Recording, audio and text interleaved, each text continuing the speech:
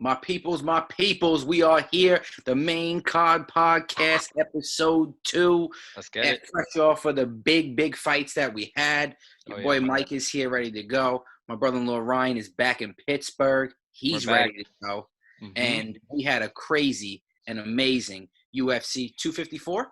Yeah, I believe so, yeah. For Khabib versus Gaethje. Absolutely crazy. A lot to talk about, a lot to discuss. Some fights coming up that we're excited about as well. We'll discuss on this podcast, but mainly we wanted to really focus on the amazing and awesome victory and amazing and awesome fighter this guy, Khabib Nurmagomedov, is. Ryan, what did you think of the card? And more importantly, what do you think about Khabib? Well, the card overall was just it was just a treasure. It was a treat. We started off with a knockout, I believe, right? Right off the bat, we got a knockout. Boom. Knockout, submissions, the whole I think only one fight went to decision. That was the Whitaker Cannonier fight.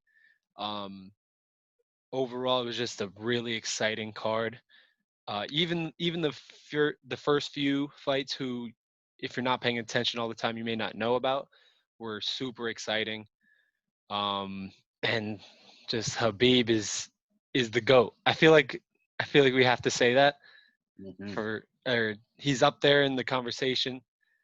But he's just his legacy, I think, has to be up there in the top 2 with how he's performed consistently throughout his career, just his background, his story that you learn a lot of when you watch those certain documentaries, the one you recommended to me, and we might get into later. But he's just an all-around great champion, and it's been a real treasure to just watch him fight over the years. So I wish we got a little bit more of him.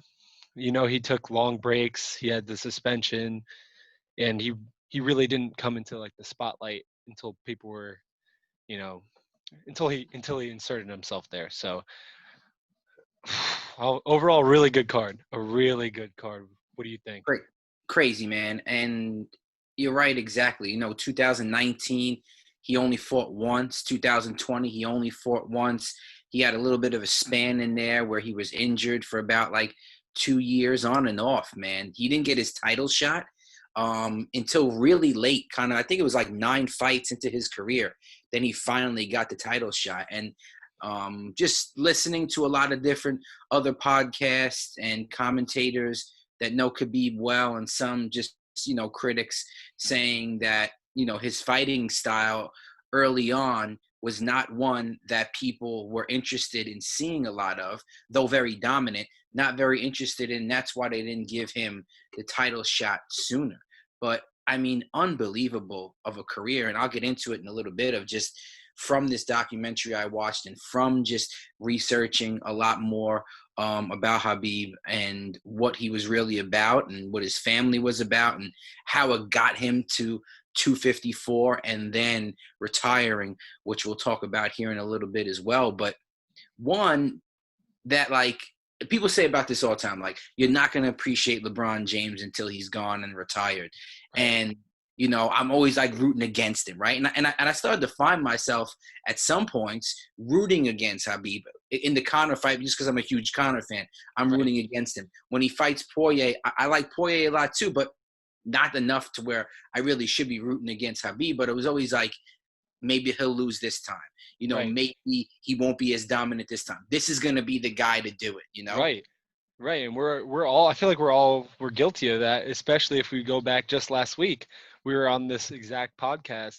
We were saying that we got to give our respect to Khabib, obviously, that we're not just saying predicting a Gaethje victory because we're hating on Khabib. It's just we were looking at it from an angle that if there's somebody who could have done it, we would have thought it was this guy. But like you said, down the line, everyone has said that about every single guy who's come. Oh, he'll exploit this weakness, and just we haven't seen that. We just haven't seen it, and now we won't. So and it's crazy to keep doing that, you know, because you even say this, and I I don't know why I'm comparing it to LeBron so much, but Yeah. I think that I just didn't appreciate it so much um, in the fact that when he was in it, when Habib was in Right. it. Because like LeBron every year, you're like, does he still got it? Is he still going to have it? Is he still going to be able to dominate? And he does. And then with Habib, it's like, is he going to beat this guy? Wait, this matchup is a little weird. Connor's a better striker than him. Poirier is a better striker than him. Justin could be a better wrestler than him, and he's definitely a better striker than him, is what you're saying. Michael Johnson, he fought a little bit earlier than those guys, and it was like, Michael Johnson is really good, man. He could throw a lot of good strikes. Rafael Dos Anjos, really good jiu-jitsu guy. He could, match him on the ground. All these different guys.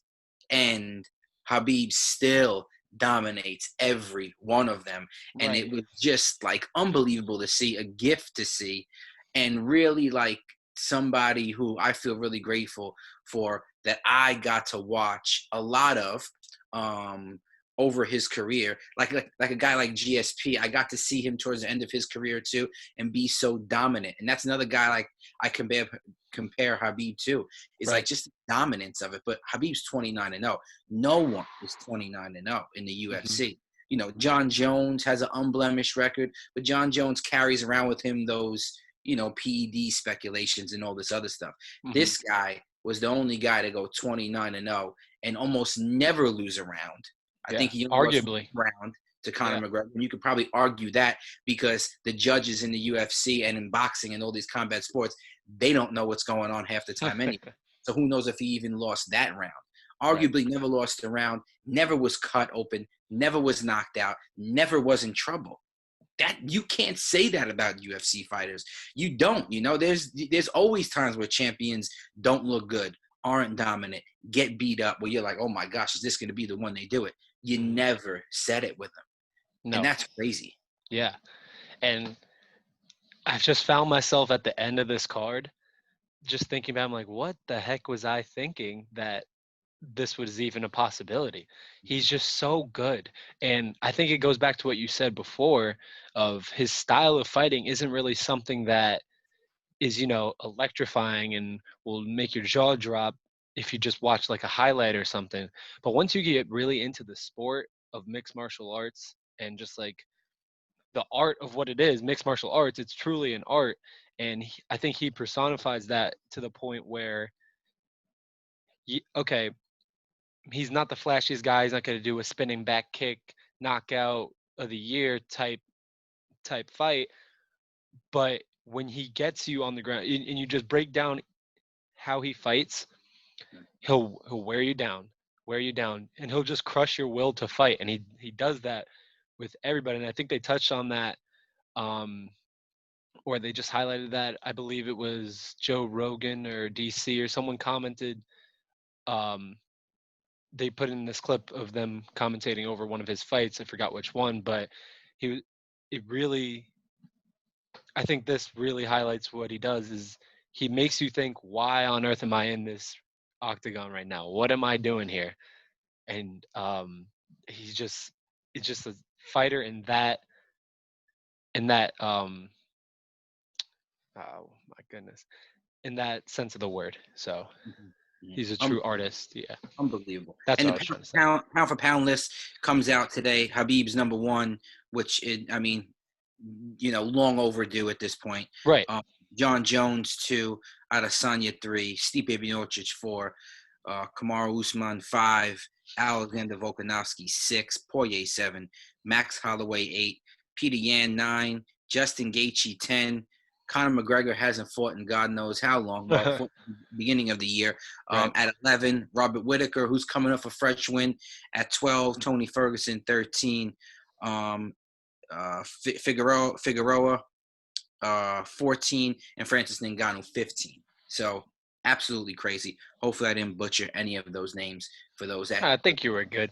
those experts out there. But the main card, man, we're just some regular guys, trying to talk about MMA. But Exactly. it's big that this guy is number one because I know that's something that he wanted, his father wanted, and he took very, very passionately.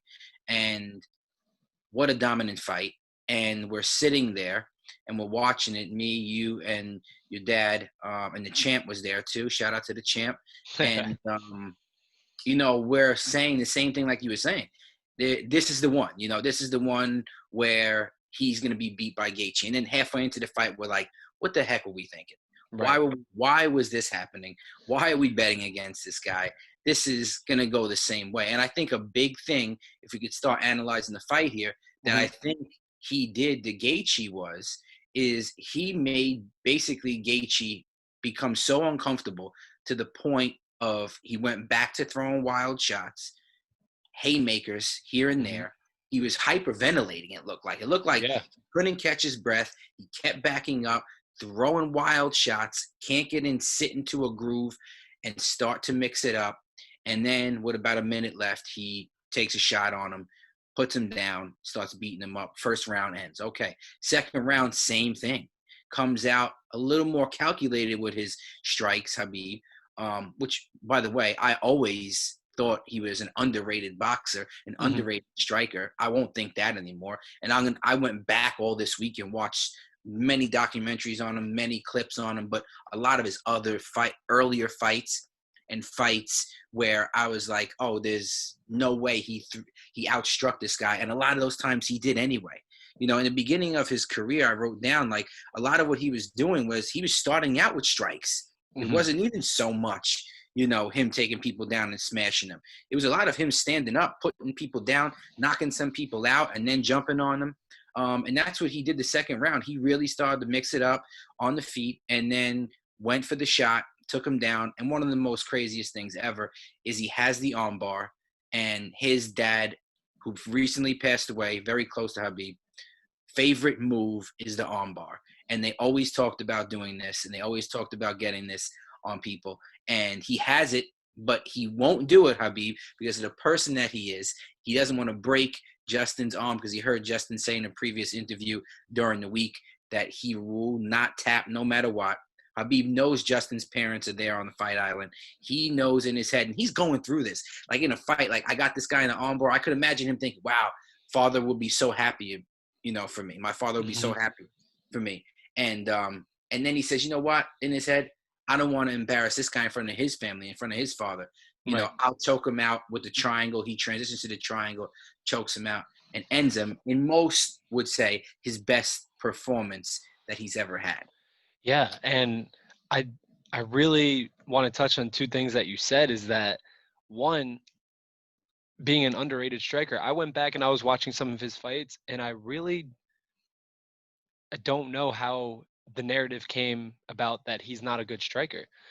Maybe it's because he relies on, or he goes straight to his wrestling and his grappling, that people think or maybe assume that he's not confident in his striking. But it feels like you said, he sets up most of his ground game with strikes. And a lot of his setups for double leg takedowns, single leg takedowns come from his ability to throw a couple strikes, get the other guy, like you said, on his heels to against the cage or not comfortable in the fight. And that's when he shoots on him. But he's never losing those scraps when he's throwing hands either, when he's letting his hands go. And the other thing about him not doing the armbar and just being able to process all that in his head while he's fighting, not just I'm in a fight, I got to win this at whatever cost. Watching that documentary that we keep speaking about, he's talking to these guys while he's in the ring. I think the one fight, I forgot who it was against, but he was telling the guy, he was like, you need to quit. I'm the one who deserves the title fight. You know this. I don't want to have to keep doing this. And he's just smashing his face in over and over again. He's like, come on, it's my time. Come on, it's my time. I'm the one who deserves the title fight. And then eventually he got what he deserved. So just to be such an advanced fighter that you're thinking all sorts of things in your head because your training and your physical movements are so natural, right? You don't have to think about your movements. You can think about other things because of your training and how much he was born to do this sport. His body moves on its own almost, it looks like. He's done it so many times. He's such a professional that he has the time, energy to think about other things while he's fighting. It's ridiculous. It's insane. Yeah, it's crazy. It's things that are drilled over and over and over again, training that he's done so many times. Everyone always says he's one of the guys that are outworking everybody in the gym, and it matches every time that he goes into the octagon. And just really the dominance is unbelievable. And that guy that he's telling that to in that fight, like, you have to quit. This is my fight. You know this. It was Michael Johnson, man. I remember Right. watching that fight, and I'm just like, I've never seen this before. I've never seen somebody talk like this in the middle of a fight. It's one thing if you do it in the basketball game or a Right. football game when wide receivers and cornerbacks are talking to each other. You know, basketball, hit a shot on somebody, coming back down the court, and you're Right. talking. It's another thing when you're in the middle of a fight, a fist fight. You know, boxers do it too, but it's like they do it when they're kind of like standing there and no one's really throwing. Yeah. This guy is on top of you, telling you, you need to quit. Like, this, I don't want to do this to you, Yeah. but this is what's going to have to happen because it's my time now. And unbelievable of a guy. And I think it really starts with his father. Khabib's father was a Ukrainian Sambo champ, a judo black belt, and a national master of sport in Whoa. freestyle wrestling. Whatever that means. That sounds really cool. The National Master of Sport. If you ever watch any of the Autonomy of a Fighter, it's on YouTube. It's so good. Man, I can't remember the guy's name who runs it, but awesome. Autonomy of a Fighter. Anyone who wants to see a really cool YouTube series that this guy has, he's out there, and he follows a lot of the AKA fighters, the gym that Khabib fought in, and or trained out of. I'm sorry, him, DC, Luke Rockhold. Cain Velasquez, a lot of guys come out of this camp. What is it called again? What is the YouTube channel called? Right. Autonomy of a Fighter. Autonomy Yeah. of a Fighter. Okay. Yeah, really good. And you can hear him. He always say, father does this, and he's talking about being the master of sport, and no one, none of the Americans really know what this means. Yeah. But this is the decorated, fighter that his dad was, a Sambo champ, a judo black belt, and a master of sport in freestyle wrestling.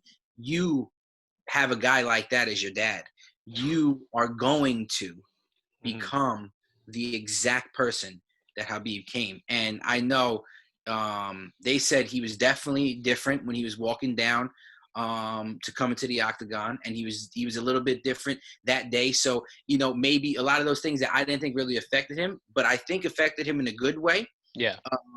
He channeled it the right way, but definitely could see a difference in him. But he used it. He used it amazingly. He went with his father's plan perfectly. Javier Mendez, Khabib's coach, who worked with Khabib's father so closely, said they did the exact plan that they needed to. And to think that this guy, during this camp, was, I believe he was hospitalized for like 2 weeks because he had the mumps or something like that. Whoa. He couldn't even train. Really? Came back from training, and he's drilling, breaks his foot. So now he's training with a broken foot. Now he can't train with a broken foot, so he has to kind of lay off. Can't do the miles he usually does. Can't do those things to get his body conditioned, supposedly enough to get into this fight. And got through all of those things, and his father passing away, and the heartache of possibly thinking in his head, this is going to be the last fight, which he didn't tell anyone. No one knew, not his coaches, not even his mother. I heard today him say that Not even my mother knew that I was going to retire. But, she said that she kind of didn't want him to fight anymore without his father there. And just the heartfelt retirement was unbelievable there. But just all these things, and this guy still dominates. Still dominates. Yeah, he's unreal, which is what we were saying about the pound for pound rankings. You got John Jones on Twitter talking about this BS, blah blah blah. Listen, in terms of pound for pound rankings, if we're talking strictly fighting, okay, whatever. Maybe he has an argument. But if we're talking about, if you want to talk the GOAT, right, the greatest UFC fighter of all time, you have to talk legacy. I feel like that's what a big part of going back to the LeBron thing, LeBron versus Jordan. If you could always just get straight into statistics, but I don't think that's what makes someone the greatest of all time. That's obviously a big part of it, but I think the legacy is really what cements Khabib as one of the greatest of all time. Just flawless records, just hard work, dedication, and loyalty to his family, his country. All that is really what makes him the best of the best. So, Oh, yeah. Did you see in that documentary that Abel Trujillo, he fought him, which is one of the guys who they were saying, man, this guy's a good wrestler, good striker. Habib's gonna have a hard time. Habib took him down 21 oh, times. oh yeah, and he set like a UFC record doing that, right? Yeah, absolutely unbelievable. In 2014 is when he kind of had the knee injury and he was out for a while, sidelined for a minute there. And then he came back, fought Michael Johnson, destroys him. He's 10 years, Habib was an amateur, 8 years as a pro. Nobody, like we said before, got a win on him. Nobody cut him. Nobody put him out. Nobody put him in trouble. Nothing at all. Fights guys like Edson Barbosa, who kicks people in the head with spinning heel kicks and puts them out cold. Bad matchup, right? People must have thought at that time as well. For Habib, beats him up. Absolutely unbelievable. Crazy. Beating Conor McGregor the way he did. Dragging him into deeper waters. And same with Dustin. Brought him into deep waters. And then Justin, after that, to top it off with this unbelievable victory. And it was a great night. It was a good night. We had some wings to eat. Oh, yeah. We had some waffle fries to eat. And here we go. My brewski of the night. Here we go. The Brooklyn Lager. I wasn't drinking these Saturday, but we said that we wanted to shout it out. So I figured it's a good time. I'm feeling parched. So this is my beer for the night right here. I'm going to take a sip. You introduce yours. You definitely got a better pick than me. How about the glass I got? Nice. The stemless? Mm-hmm. So I got, halftime, intermission, a little bit parched. We're doing all this chit-chatting. Got to crack open a refreshing Bumbleberry honey blueberry ale from Fathead Saloon. It's not, or Fathead's Brewery. We have a Fathead Saloon down the street, same company, same brand. Not really like a super low-key beer. I feel like a lot of people, it's probably pretty popular at this point, but I don't have a fancy glass, but we'll just crack it open. Right out the can. I do like this. I do like the can, though. You do win the style points for the can. I'll tell it you matches the lighting and everything. I got a theme going on here. You definitely win the theme of the best outfit of the night. Me, on the other hand, black shirt. Brooklyn's in the house, though. Brooklyn. Here we go. Stand up. The background got a little bit better, slightly. There we go. Same. We'll keep improving. This side or this side of the room. It looks kind of weird now that I'm looking at it, but I'm in the bedroom. My wife is in the other room watching This Is Us. I'm sure there's many people out there whose wives, girlfriends, etc., whoever it may be, is excited about tonight. But they're back, right? Oh, they're back. They're back and ready to go, man. Ryan is back in Pittsburgh. I'm still in Milford. So, like I said, the main card podcast, man, we appreciate everybody who liked our video, gave it the thumbs up, subscribed for us, viewed it. Please pass that on to your friends, family, relatives, and anybody else, co-workers who love MMA, because we got a lot of good stuff to talk about. And we want to continue to keep bringing you guys episodes, so please keep supporting us. But if we jump back into this, Justin Gaethje, man, one thing that we talked about in the first episode was, how does he beat Khabib? Scrambles. Right. He gets into the scram. When he takes him down, gotta scramble, gotta move, gotta get out of it. Can't stay stationary.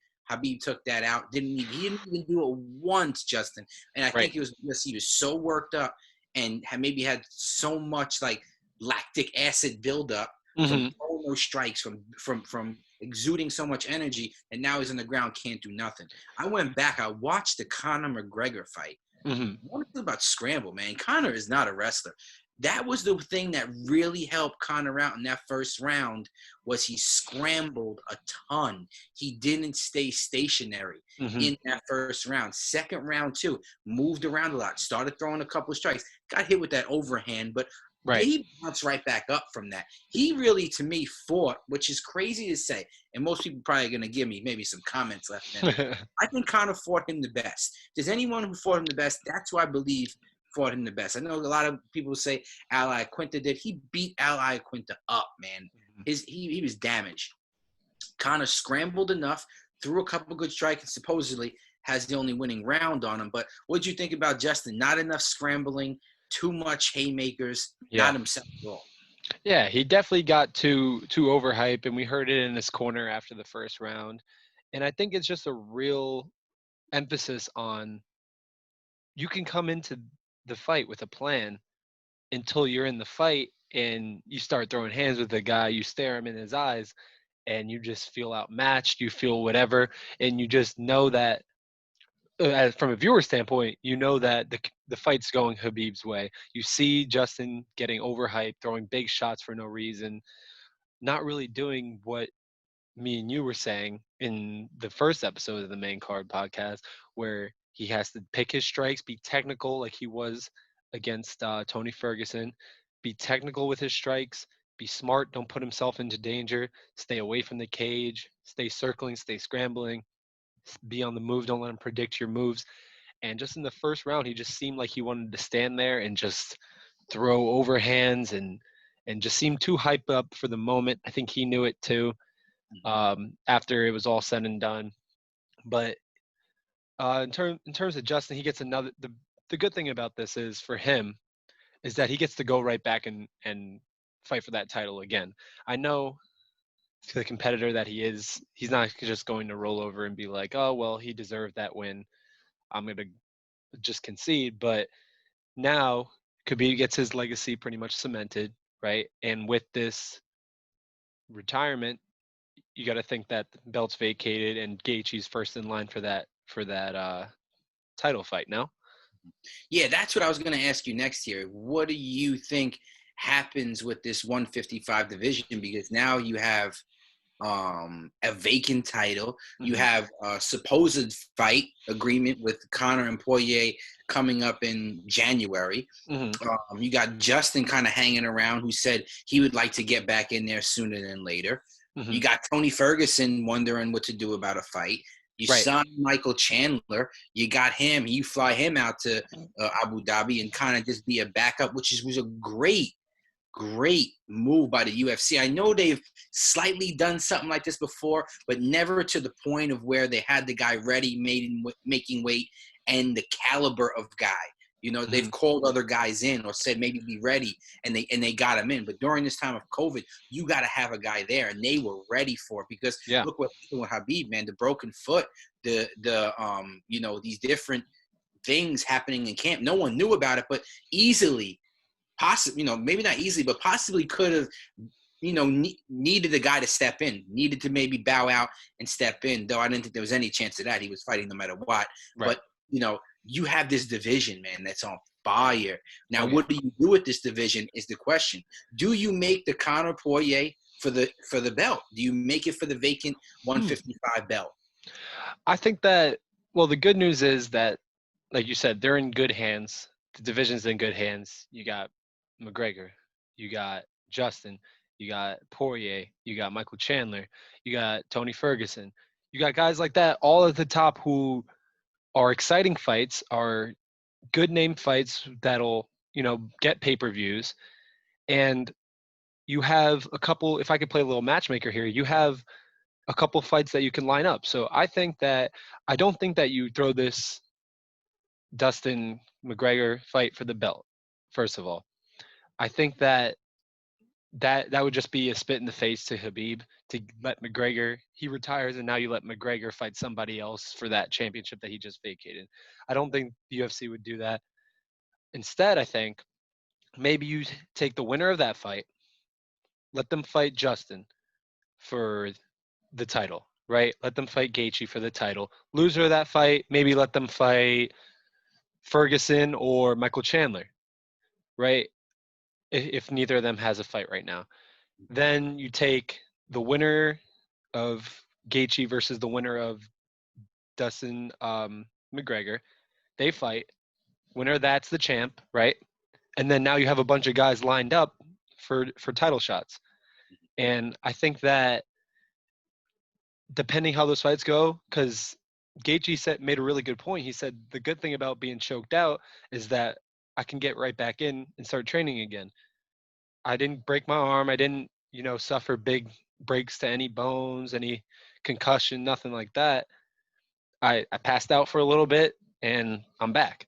So I think that he'll be ready to go. I think that he deserves that shot, maybe Ferguson as well, because he kind of got, you know, screwed a little bit towards the end there. And maybe run back Ferguson Gaethje, maybe do that. But I think my point is you have all these options, especially with Michael Chandler stepping in, that you can't go wrong. You make a couple fights, make a couple. The winner of this fight faces that person, loser of this fight faces that person, and then you'll always have up and comers. So I'm not really worried about that division at all with the retirement of Khabib, but I think there's a bright future ahead with exciting fights to be made. What do you Oh think? yeah, UFC is on fire. Yeah. And now I go like, I'm on my run today, which Hmm. I try to do every single day. Get out there, run. So I advocate for running, walking, whatever you're gonna do. I know you started it today, right? You said Yep. We're getting into it. We're doing it. beautiful, I'm beautiful. What'd you dedicating think? How'd myself. you feel? How'd you feel? I like the early morning start of it, though. Yeah. I need an early morning start. If I start early, I get going and my whole day just domino effect from there. I'm more productive, all that. But I'm not really a runner. I did track and field in high school, but I was a sprinter. I can run real fast for a short distance, but I'm out of breath after that. So I don't really know how to pace myself.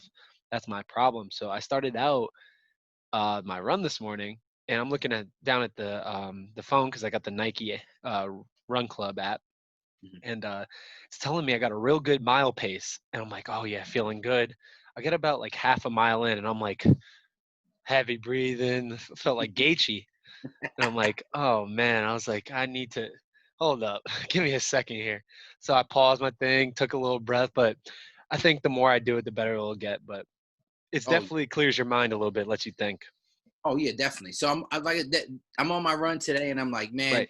um, what do I make of this 155 division? So I say, okay, maybe a bunch of scenarios. I say when we record tonight, I'm gonna throw these out there to the fans, see what Ryan thinks as well. Okay, Okay. so maybe you take Connor and Dustin. They fight. Just say, okay, let's make that for the vacant belt. Okay, Okay. make that for the vacant belt. Let's say Connor wins. All right, Connor wins, and he goes off on a win streak. He beats Dustin. Then maybe he fights Justin, beats Justin, fights maybe, I don't know, Ferguson or Michael Chandler, beats them. I think he's got to go on a streak and Mhm. a dominant streak. If, and this is my only if, he ever wants to possibly fight Khabib. Because I think the only thing Oh, Khabib does, because I think once this guy says something, he does it, and I think right. he meant retirement, but I think the only thing that could pull him out of retirement, the only thing would be a Conor McGregor runoff, beating Dustin, beating Justin, and beating Michael Chandler or Tony Ferguson. A 3-fight just blow through everybody. Wow. The magnitude of McGregor is back again. Mystic Mac is back again. He's Whoa. knocking dudes out in first round, second round, whatever it may be. And the aura of it, Khabib sits home because, yeah, he has had Lados for a little bit. And that run would probably take about 2 years. Hmm. Maybe give him time to think, time to rest, time to, take all his family in and take care of all those things. And then say, you know what? Like GSP did. Let me make a little comeback and show these guys what's up. And then the magnitude of that could be an explosion. So maybe, Whoa. For his that's 30th fight, that's his my fantasy. 30th win. Right. That's my fantasy. Right. Could be Connor goes on a streak, boom, boom, boom, knocks these 3 guys out. It has to be a 2 to 3 fight dominant win streak in order to get this guy out of being retired to Yeah. even think about fighting you again, because he's not going to want to do it any other reason. Yeah. And I mean, like you said, it's a fantasy, but if all those things line up, it feels like almost like a superhero movie, right? He retires, his days are over, and then the villain comes out, knocks 3 dudes out in a row, and the Eagles got to come back and be like the Dark Knight Returns. That's it. Bring order back. And Hmm. just, could you imagine the magnitude of what that would be like? Oh man, Because I don't think there's I anything else. can't process that. I know. I don't think there's anything else that brings him back. And I don't think maybe there's anybody else who he's like, yeah, you know what? Let me come back for this guy. nah. You know what I'm saying? I think maybe it was slightly GSP, and I think GSP, George St. Pierre, was thinking that too. I heard an interview with him. He said he would have been down for it to be the 30-0, because that was just the number that they always talked about. You know, his father and Khabib and everybody else. But I just think it was the time he was like, I'm good. You know, and I'll get to I'm good in a second of what I mean for that. Okay, other scenario. Say that Okay. doesn't, right? Say All you right. you do this. Say you fight Conor and Poirier. You just have them fight, okay? And then you have Justin and Chandler fight. Okay. And the For the winner of these fights Okay. fight each other for the vacant belt. All right. I like that. So then you just have that vacant belt for a little bit, or would you let Justin keep the interim champ status? No, And then I think the belt's got to be vacated for a little while, and I think that what that also does is that brings some honor to this guy who held it for a short amount of time. You know, it wasn't a long amount of time, but only because he didn't get the title shot, you know, earlier in his career, but Right. held it for a time and was the most dominant 155er that we've ever seen, pound for pound, one of the best. I Right. think it gives the aura of that kind of just still there, and it should be there, and the UFC can kind of honor him that way. I agree. I think that that's a really good point. I think that you can he doesn't have to fight, he could be retired, but you can let it stand that Khabib is the champ, right? So you have all these fights go on. You have Dustin McGregor, you have Gaethje Chandler, maybe Gaethje Ferguson too, whatever you want to make, and you just let none of those be title fights. You let Gaethje just be the number one contender, whatever the rankings play out to be, but you just have, for visual purposes or whatever, just like you said, respect. Just have Khabib as the champ for like a whole year, however long it takes for those two fights to develop. Mhm. Hold up. Excuse me. Sorry, I didn't want to burp on the mic with the bumbleberry, but like we were talking about, just have that respect for at least like a year, and then when it's time for those two to fight, the winner of both those matchups, then you can vacate that belt. So I like that. I like the idea that I think that does two things and allows the division to still be exciting, but also pays the respect to Khabib that he deserves for sure. And people say, well, what do you do with Ferguson? And I think Ferguson could fight Dan Hooker, which is another guy who's a really exciting fighter in that division.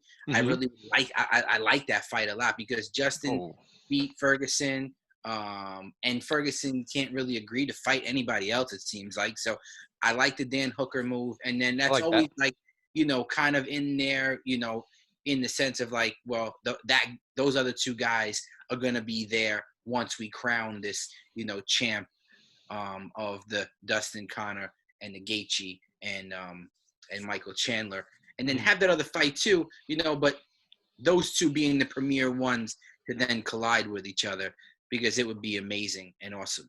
Yeah, I like that. Quick question before we get to Cannonier and Whitaker, which we don't got to make long. We can make it, but make it something. Did Khabib have the best walk-off retirement ever? Like, if you're gonna end it, right? Did he have the best one? Correct me if I'm wrong. Michael Jordan hits the shot, the fadeaway. They win the finals. He retires, correct? Correct. Amazing, right? Peyton Manning wins the Super Bowl, retires. Ray Lewis, I believe, won the Super Bowl, retires. Is there anybody else that comes to mind? Derek Jeter, maybe. But did he win the World Series and then retire? No, I think it was he broke some record his last. He like broke a record he had a walk-off. I think he had a walk-off as his last at bat. I think that's what it was. Right, like last a hit at bat, and they won. Right, hit a walk-off base hit to win the game. Yes. Yeah. I remember that. As his last at bat ever. Yes. Andre Ward knocked out Kovalov, and in boxing, retired. Like, there's these times where if you put the perfect together. Kobe dropped 60 60 plus in his final game and eliminated the Jazz from playoff contention in his final Come on. game. Right. So there's these things There's like that. another one. Say, man, ooh, if I would ever be a professional in that sense, man, that's the way to walk off. To me, this feels like the best walk off ever. Oh yeah, I You know, agree. because the guy's 29-0, no blemishes, No. did it in Abu Dhabi, did it in the year that his father passed, did it with his back against the wall with these different injuries, against the guy who they said would be the answer to Khabib's mystery. But I think it challenges, man. I think it challenges Jordan, challenges Kobe, Peyton, Definitely. Ray Lewis, and these people, man. But this one was awesome. So I would love to see if it polls as the highest, Yeah. walk off, man, ever. I think it's going to take some time for people to appreciate it, but I think Khabib has a top 5 sports story as an Oh, individual. It's going to take some time for people to process it and maybe accept it, but as a whole, he has to have had top 5 careers, stories, uh, retirement walk-offs, whatever you want to call it, top 5 ever, for I sure. agree. I I think it agree. might take some time for the public to maybe accept it because UFC is still an up and coming sport, but man, it is really something. Oh yeah, without a doubt.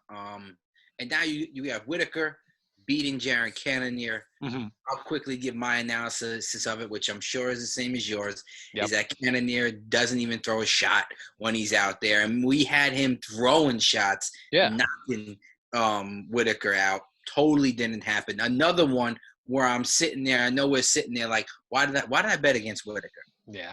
I already said Whitaker said that he burnt out, and now he isn't. Now he's rejuvenated, and he was hitting them with that left, right, and that high kick.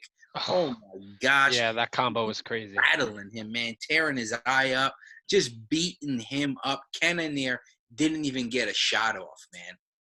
Yeah. And like you said, your analysis is the same as mine. It just looked like you go back and watch Cannonier's fights and why he was so good to the point that he was, is because he was letting his hands go. He felt confident in letting the hands go, and he wasn't that fighter on Saturday. He wasn't at all. He just looked like a shell of himself out there. And it's like sometimes that spur of the moment gets to people, and we've seen that before with especially with UFC fighters where they'll get to a certain point like we saw with Tyron Woodley, right? He just looked like against Kamaru Usman, he just looked like a shell of himself, looked like he was watching the fight rather than fighting.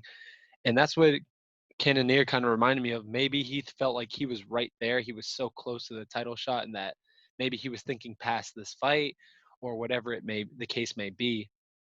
He didn't look good. He didn't look like himself. He wasn't throwing strikes. He wasn't watching out for Whitaker's combos that even the announcers were calling it. The commentators were like, this is a staple of Whitaker's, that the 1-2 with the high kick. How can you not go back and watch film and know he's going to try and throw that? I don't know. So I It's think it could just be a spur of the moment thing.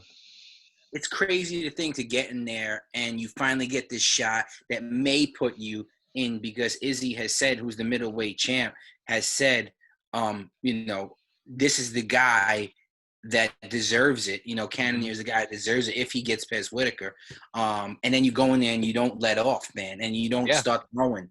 And even in the desperation time of the fight, you don't just say to yourself, okay, I got to sell out here, man, and I got to go for this. Because now he puts himself deeper back, in the bunch in that middleweight division, where it's like, okay, what do we do with you? The UFC is trying to figure out what to do with him now. As for Robert Whitaker, I heard a bunch of different stories about what to do with him. Do they throw him back in against Izzy for a second time? I don't think Adesanya really wants to do that yet, from what I'm hearing. And he's thinking about going up to 205 and fighting the Polish Hammer, the Polish Power, Jan Blachowicz, and challenging for that belt. But in the meantime, how are you going to move up there and then try to dodge this John Jones fight a little bit? And I don't know. I don't know what they make of the middleweight division right now, with Darren Till in there as well, and Jack Hermanson, they're fighting each other. Till and Hermanson coming up here at some point. Hmm. So the middleweight division's a little weird. Who did Gastelum just lose to? Oh man, Was that Hermanson, or it was another European fighter? I remember his ground game was really good, Mhm. and it's escaping me now, but I'll get that for you. But continue. Yeah, and now, I mean, I would like to see Whitaker versus Adesanya too, and I think that we've been talking about doing it in Australia, which I think at some point here is going to have fans pretty soon, and would be ridiculous to Hmm. have that fight in Australia. Both of these guys' home, country, New Zealand and Australia. I believe they're both from, if not both from Australia, but excuse me, I don't quite know the geographics of all that stuff. Like I believe New Zealand is where Adesanya is from. I'm not sure about Whitaker. I think Whitaker's Australia. Australia, okay. Yeah, And relatively right being there. They're right there. being you're a major in these things, how close are those in comparison? They're right there, right? They're pretty much touching. Yeah. Okay, perfect. See, I'm Yeah. not far. I'm not far. So I would love to see that. I know Dana White was saying late January, early February, fans may be back in Whoa. whatever capacity that is. I don't know if that's in Vegas. I don't know if that's he said Abu Dhabi is so ahead of us in Yeah. all these protocols. Oh yeah. For the virus and everything like that, that they are just doing absolutely amazing out there, and they could have fans way sooner than anywhere else. And there was like 20 fans, they were saying, that were at Fight Island for this Khabib Gaethje fight, and it sounded good in there, man. It Yeah. was cool to have that excitement back. So maybe Whitaker and Adesanya do that in Australia. But did you see who Gastelum? Yeah, it was Hermanson. It was Jack Hermanson. I knew it was him or someone with a similar name from a similar country, but I knew it was Jack Hermanson. Okay, so Hermanson is fighting Till. See what happens with that. Right. Adesanya may jump up, but we'll wait to see what happens with the middleweight division. The UFC has a fight coming up this Saturday on Halloween. First time I think they've ever had a Halloween card. Mhm. Not too exciting. Uriah Hall versus Anderson Silva. I mean, I don't know what to make of it. I think it's one of the fights here with the UFC had on the weekend where I wasn't really excited about. Yeah. But they're going to have one of those in 6 months. That's okay. But we'll see. I'll tune into it. I'll watch it. I'll see what happens. The main card will bring you a YouTube podcast about it. Of course. But just quickly to wrap up here, December 19th official now, Leon Rocky Edwards versus Kazmat Shimaya. Oh my Whoa. gosh. To close out the year. Whew. That would be the fight that closes out 2020 for the UFC on December 19th. Wow. What a fight. We finally get Leon Edwards. I think he's on a 9-fight win streak.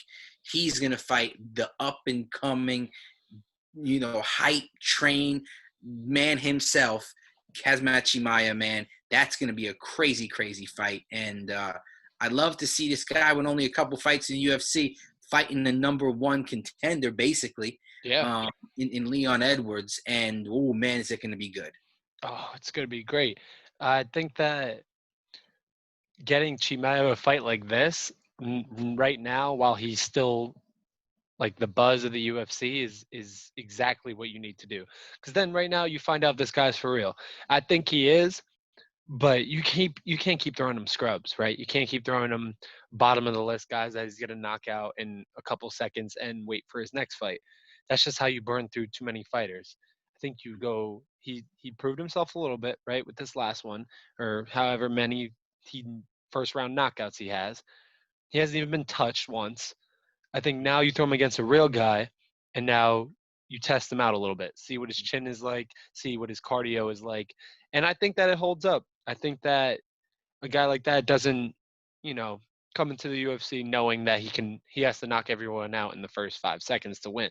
I think that he's prepared for a longer fight. I think he's prepared for a bigger fight, and I think Leon Edwards is ready to welcome him to. All right, now these are the real fighters in the UFC. These are the real killers in the UFC. So Mhm. I think it should be pretty good. Oh yeah, me too. And this is where if he beats Leon Edwards, he puts himself into a title fight possibly Oh yeah, with Kamaru Usman, and it's gonna be for real, because I think we're gonna get Covington versus Masvidal. That would be great to get yeah, that. that'd be elite. Gilbert Burns can't seem to find himself a fight, but Chimaev is coming for this division, man, quickly, and this is definitely the perfect time to do it. Because, like you said, how many more fights you want to see this guy in where he's just mauling people? You Right. need to keep the buzz going, but you also need to get him in there and see what he's all about. Like you said, give him that test to see, okay, now we're going to move up. Or, okay, let's settle in here at this spot and let's fight more of these guys and then get you back to where we need you to be, because I think he needs that too to kind of check himself, see where his skills are compared to the rest of the division. I know he in his head is already at the top, but I think Yeah. you really got to test yourself to see what that's about. Yeah, for sure. And phew, to be able to just leapfrog that quickly in the UFC, you have to make sure you're mentally prepared for something like that. And I'm hoping that he is, because he's real exciting to watch. And the Kamaru Usman fight, if by the time he's ready for a title shot, if he gets one, if Usman has that belt, that is just going to be insane. You can't just hold on to a guy and kick his feet. With a guy like Chimaev. So I think his grappling is like, he's just physically strong too, like Usman. So he won't be able to get bullied around. So I know I'm getting way ahead of myself with that fight, but that would be an interesting fight to watch for sure. Oh yeah, without a doubt. Without a doubt. But like I said, we'll bring you more stuff. The Hmm. Main Card Podcast is here to stay. Oh yeah, Support us, like us, subscribe to us, let us know. Special shout out to our homeboys at the Respect the Chat podcast. Me and definitely. Ryan may bring you an episode coming up this week of our NFL picks, some fantasy wire picks and stuff like that. We had a Hmm. trade between each other. Oh yeah. Ryan is 1 in the Family Fantasy Football League. I'm 2, so we're here to stay, and Oh this yeah. is going to be big. So you may get more of us, but thank you, everybody, for tuning in to the Main Card Podcast. Shout out to the Bumblebee Of Brewery. Man, you definitely went for the can. Shout out to my Brooklyn crew. We out here, too. course. Main Card Podcast. Peace. Peace.